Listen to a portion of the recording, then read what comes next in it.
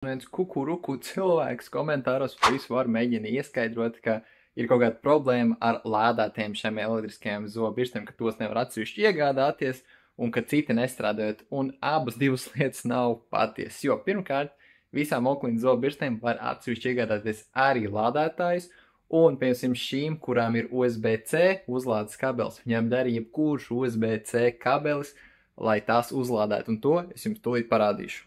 Tātad, reku, mums ir Oakley X Pro 20 elektriskās zobirsti un 3 dažādi lādētāji.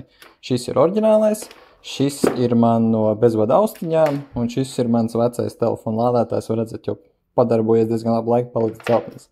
Tātad skatāmies, rekur, iespraužam kontaktā oriģinālo lādētāju, vāciņu attaisam vaļā. Ir bišķi jāpagaid, kamēr rekur animācija aiziet, ieslēdzās ekrāns, un tūlīt parādīsies, kā rekur smuka lādējās.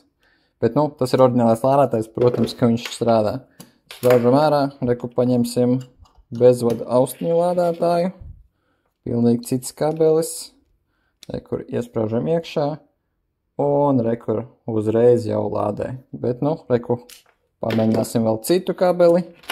Kur ir vecais telefona lādētājs, arī USB-C, iespraužam iekšā, un, protams, ka lādē. Līdz ar to jebkurai Oakley zobirstei derēs jebkurš USB-C kabelis, lai viņu uzlādētu. Protams, ar nosacījumu, ka jums tas kabelis strādā un nav saplēsts. Un tieši tagad šādu elektrisko zobirstu no mums var arī laimēt pa baltu velti. Viss, kas tev jāizdara, ir jāpiesakās ar e-pastu, un linku var atrast šī video aprakstā, vai arī uzspiežot uz linka mūsu profilā.